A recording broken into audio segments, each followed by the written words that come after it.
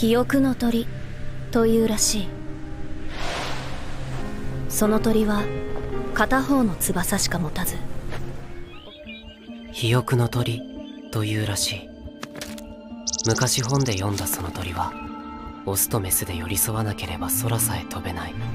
オスとメス、つがいで寄り添わなければ空を飛べない不完全な生き物。哀れな生き物。きっとその片割れを見つけるまでは木々の葉に身を隠し、息を殺してはいつの日にか大空に羽ばたく夢を見るのだろう。でもなぜだろう。私はそんな命のあり方を美しいと思ってしまったのだ。美しいと感じてしまったのだ。おい。じゃあ最後まで飛べなかった鳥はどこへ行くんだ。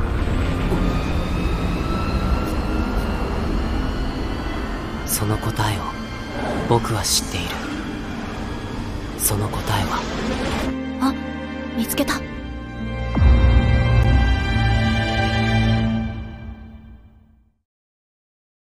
I love Darling in the Franxx.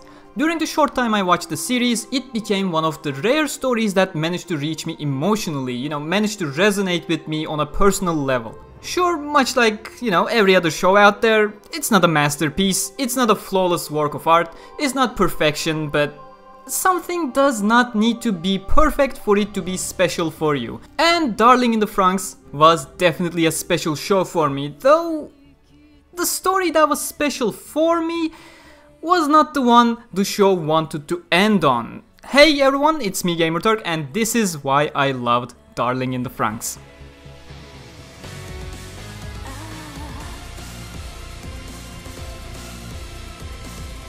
Now, before I begin, if you found me through my explained videos that I made for Sword Art Online, well, this video won't be full-on factual like them. In fact, I planned this video and the series of videos that are gonna follow this throughout the summer to be complete opinion pieces, why I enjoyed or hated certain series from a completely personal standpoint rather than, factually praising or critiquing it like I did with my explained videos. And down in the comments, of course, I want to hear from you about your own perspectives to the shows I'll talk about and have a nice discussion area down there. And the first show I'm gonna talk about is, obviously, as you can see from the title, Darling in the Franxx. And needless to say, spoilers ahead if you haven't seen the show. The way I met this series was through sheer luck. In fact, not being an avid anime viewer in general, not watching any seasonal anime at all, I wasn't even aware of the existence of the series. You see, we used to do live watch sessions of Sword Art Online Alternative GGO on the SAO Wikia server with a bunch of people. I sat on my PC, setting up the live Japanese footage from Tokyo MX about 10 minutes before AGGO started airing on April 7. And as I launched the web player, there it was in front of me, one kid and a little red Oni running away from a bunch of people. The stream quality wasn't full HD, so the kid looked a lot more like Kirito, and I even made a joke about Alicization starting its run half a year early, waiting excitedly for what was coming in 10 minutes, Alternative GGO Episode 1. Little did I know that Darling Episode 13, The Beast and the Prince, would be my favorite episode from the series and one of my favorite episodes in general. You see, the main problem with watching a series you don't know or care about at all via live Japanese footage without any subtitles is that you probably won't understand anything and you probably won't even care about what is going on the screen. Each week we were doing the live AGGO watch on the server, and each week I was there slightly early with Darling's final minutes on the screen. But things are slightly different if your ears are incredibly perceptive to the vocals of characters regardless of the language barrier. I've always chosen to watch things in their original language, no offense to dub viewers, but even as a kid when my English was not good enough to understand everything in a movie that wasn't Turkish, I still rarely watched Turkish dubbed movies. It always felt like it was robbing me from the original intended emotions of a medium. That perspective of mine naturally didn't change with the anime either. I always preferred getting the full range of emotions being conveyed on the screen via the Japanese dub, rather than the full range of meaning via an English dub. And you know what happens when you do something over and over and over again? Eventually your brain catches onto things and becomes more sensitive on the one thing you're focusing on. And I'm glad that was the path I took ever since I was a kid, because it led the next two episodes, Darling episode 14 and 15, to get me to watch it properly this time around. And from the first scene, I was hooked. 肥沃の鳥というらしい。昔本で読んだその鳥は、オスとメスで寄り添わなければ空さえ飛べない哀れな生き物。おい。じゃあ最後まで飛べなかった鳥はどこへ行くんだ？知っている。飛べない鳥に行くところなんかない。You see, this scene right at the beginning sums up the entire series. Sure, it has giant robots in it, sure it has a desolate apocalyptic world, sure towards the end it just becomes Darin in space! The point is, the series doesn't care about any of them in general, and they certainly were not why I fell in love with the series either.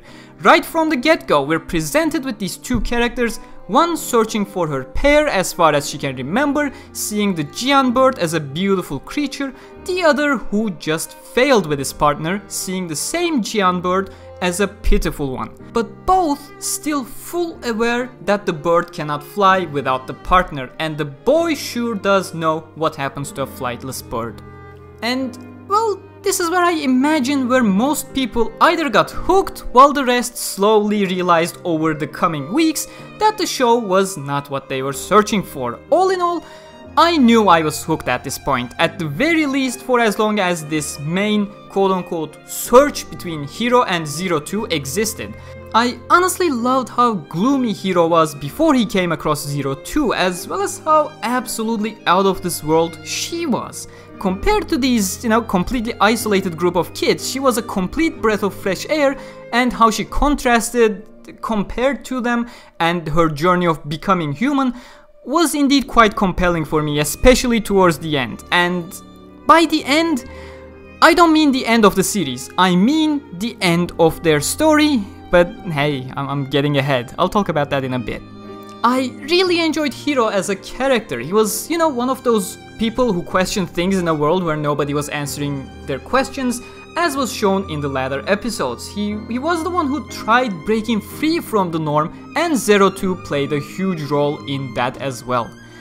But it's not like these two were the only characters I cared about. There are 4 other pairs of kids, Ichigo and Goro, Hiro's main circle of friends, along with Miku and Zorome, the childish and energetic duo, Ikuno and Mitsuru, the quiet ones, that are probably gonna shock you later on. And at last but not least, Kokoro and the fat guy. I swear I feel like I never paid enough attention to him to remember his name. Aside from Futoshi, these are all the characters I cared deeply about. And naturally, being a series all about, these pairings, there's a shit ton of love triangles as these sheltered children learn about human emotions. Unlike the others, but surprisingly, none of these love triangles actually bothered me. It just felt natural, considering the situation these kids are in. Flat-chested Sugua was by far my favorite character from this bunch. Unlike how the full-size Sugua annoyed me in Sword Art Online overall, during the love triangle thingy, I completely understood where Ichigo was coming from, and that's probably the best way I can describe it without, making this video half an hour long. While I did feel like most of the episodes were quote-unquote fluff, the characters were indeed quite fun for me to follow until the next bit of Hiro and Zero Two story thread, of course. So, after an episode of Ichigo bitching around for Hiro and an episode of Mitsuru bitching around for Hiro, we get episode 4 where Hiro finally has his breakthrough. 気づいたんだ。多分俺はただフランクスに乗りたかったんじゃない。俺は君と乗りたかったんだ。だから行かないでくれ。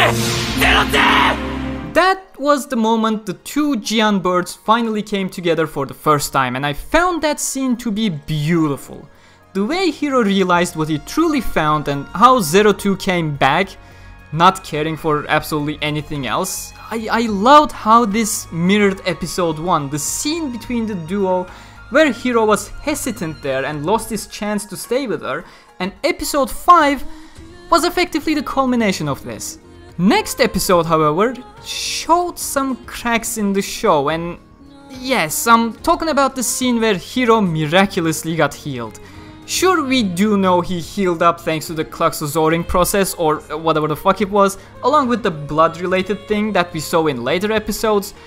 I don't care for simple cracks in the story, but this one stuck out like a sore thumb, and I always wondered, if he got healed thanks to the blood he licked as a child, then why did he get affected by the disease-like thing in the first place? Why did the healing process activate upon his will to save Zero Two? Wouldn't the blood be effective from the get-go? It really did take away from the lovely ending this episode had for me. You know, I'm not a huge fan of fan service. I criticized SAO games a whole lot when they had too much fan service, and needless to say, I don't like excessive fan service in anime form either. But the next two episodes especially almost made me drop the show. I honestly wouldn't have watched any further in this show if it wasn't Zero Two's incredibly fun and energetic behavior in these two episodes. And of course, the couple of episodes followed right after, each focusing on one of the male members, Goro, Zorome and Mitsuru respectively. Out of all the three, Goro's episode was the least interesting for me. I never felt like he had a significant presence in the cast due to him seemingly being the perfect team player. He never shined out, he just shined with the team.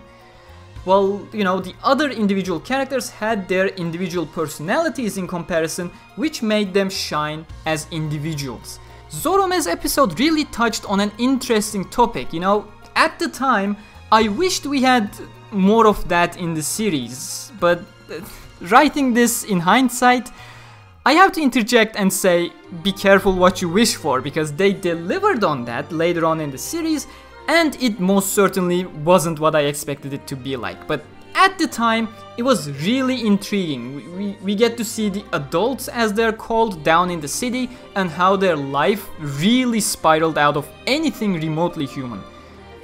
As for, you know, Mitsuru's episode, who was the resident dick of the series, it started a very neat arc for him and Kokoro that I just was not as invested as I was for Hiro and Zero Two.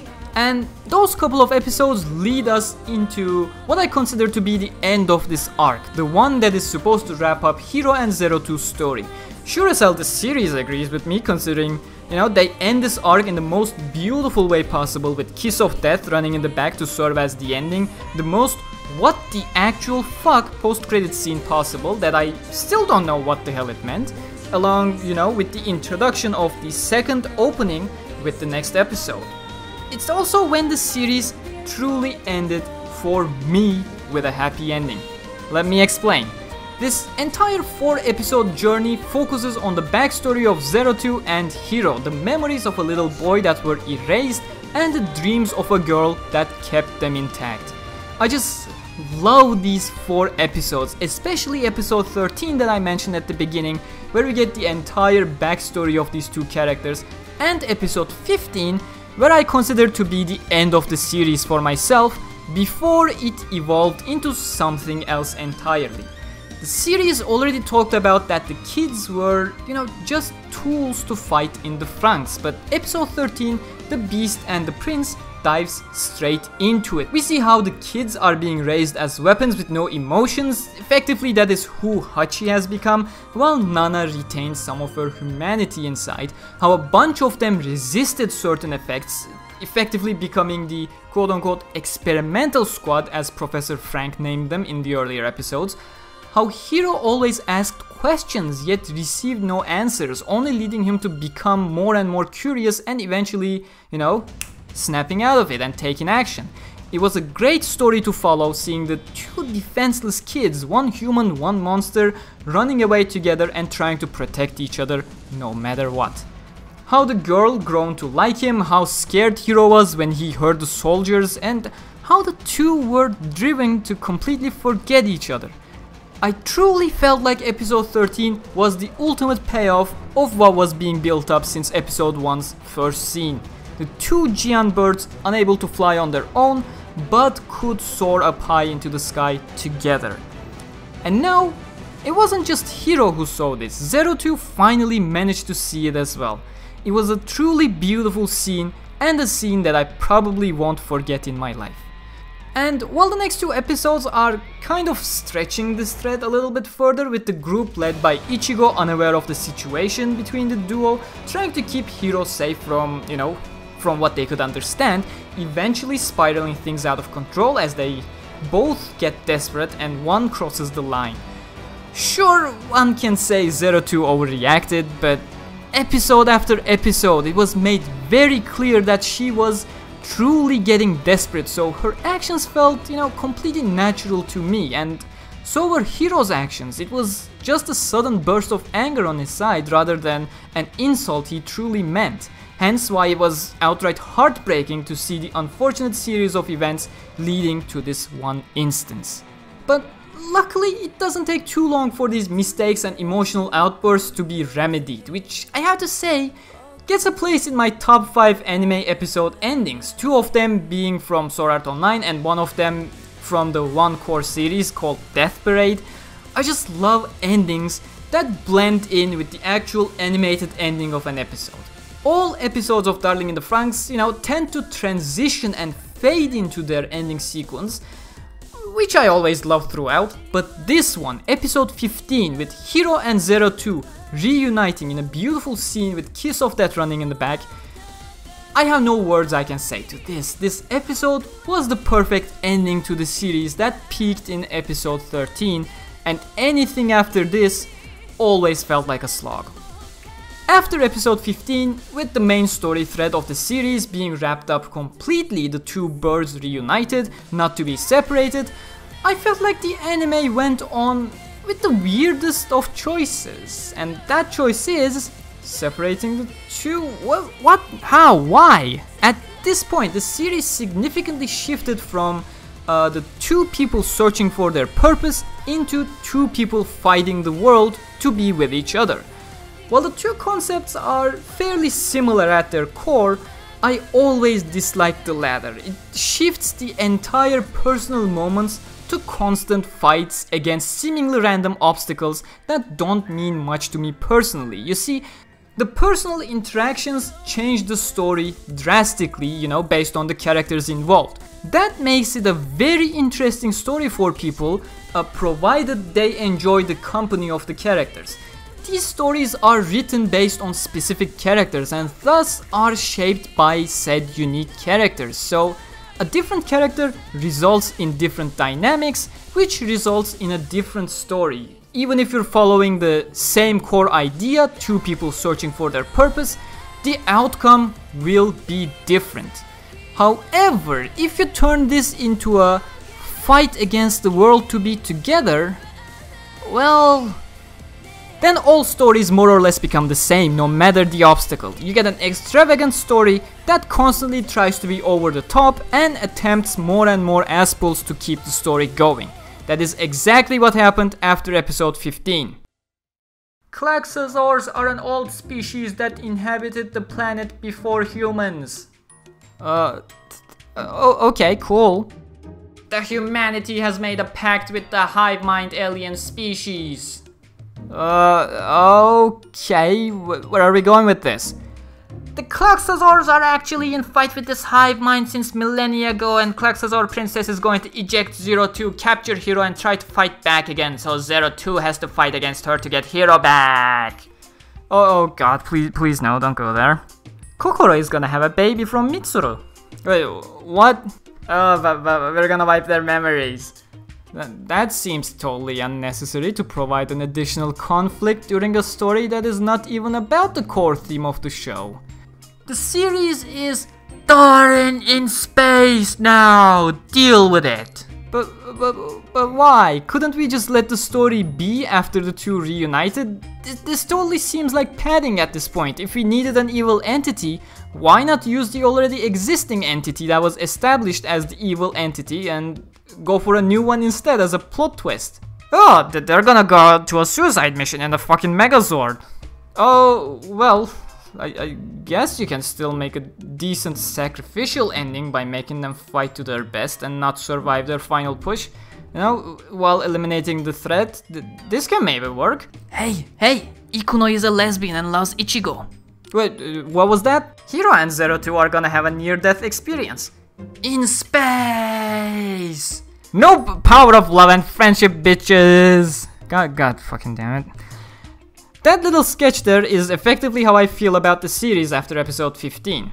I don't want to say it went downhill, it most certainly didn't. The main problem is, it became an entirely different genre after episode 15. A genre that I don't have a problem with at its core, but it wasn't the reason why I watched Darling in the FranXX in the first place. It wasn't what the series established itself as. I love assholes, you know, Power Rangers was a big part of my childhood. I'm a huge Sonic the Hedgehog fan since as far back as I can remember. Shaman King was the highlight of my early days. You know, I grew up with assholes and I enjoyed every bit of it. The problem is, you just can't make someone start watching a character drama and then turn it into a robots fighting in space with explosions and shit. That's just not how it works. The last episode of Darling actually upset me so much that I'm yet to watch it with subs, and I don't think I'm gonna watch it anytime soon either. At this point, I'm set on enjoying Darling in the FranXX as a series it established itself to be early on and ended it on episode 15 before completely shifting directions. That may have worked much better, you know, by setting expectations accordingly, but for example by giving a slight variation to the title. Darling episode 1 to 15 is most certainly not the same series with the same intention as Darling episodes 16 to 24, and that was when the series died for me. As we come to the end of this, you know, unexpectedly long video, I have to say I really love the scenes where the screen changes its aspect ratio to focus on certain things. Well, I'm pretty sure most people don't enjoy the black bars, wherever they may show up in general. I felt like they really worked as a great tool to narrow down your vision, literally, to something they want you to focus on. Not just visually, psychologically. You know, they're used as tools that acts as a warning to the audience, saying, hey, we are past our high action Pacific Rim scenes, now pay attention, things are coming. It also gives, you know, a cool artistic look to the screen, which I appreciate. That was a nice touch. Aside from that, I love the second opening and how they pay homage to the, you know, Jian Bird showing Zero Two with a single wing only. Sad that the second core kinda went against my expectations in terms of focus of the story. But hey, that's just my view on it. Sure, there are a bunch of things to harp on, as is the case with every other media out there. How certain things don't make sense, or how certain things actually do, despite what public may think. But I'm not here to dissect the series or explain it. I was just here to share my personal opinions on the series, and if you made it this far into this long video, I also want to hear your opinions on the series. What pulled you into the series? What was questionable in your opinion? What has been your expectations from the series? Were you expecting full-blown action, or were you expecting personal drama? Have you watched Evangelion? You know, I didn't, so I want to hear your opinions on the statement, Darling ripped off Evangelion but wasn't as good. This has been the first episode of my summer series where I'll talk about the anime I thoroughly enjoyed, the anime I was indifferent about, and the anime that I outright left mid-season because I just couldn't bear with it. Seeing how long the script for this one has become, I'll work on shortening things for the future videos to ensure you don't sit in front of your screens watching me ramble all day about anime series. Considering Attack on Titan Season 3 recently started, you know, I'll probably make the next video in this series about shenanigans of Shingeki no Kyojin. Huge thanks to my patrons Tiffany and Candlelish Shred for supporting my channel directly over there on Patreon. And if you enjoy the content here, you can always join them and help me increase the quality and coverage of my videos by supporting me on patreon.com/Gamerturk. You can also find me on Twitter at Gamerturk95 and on facebook.com/Gamerturk. With the shitty internet I have in Turkey during the summer, I'll do my best to see you as soon as possible. Until then, take care.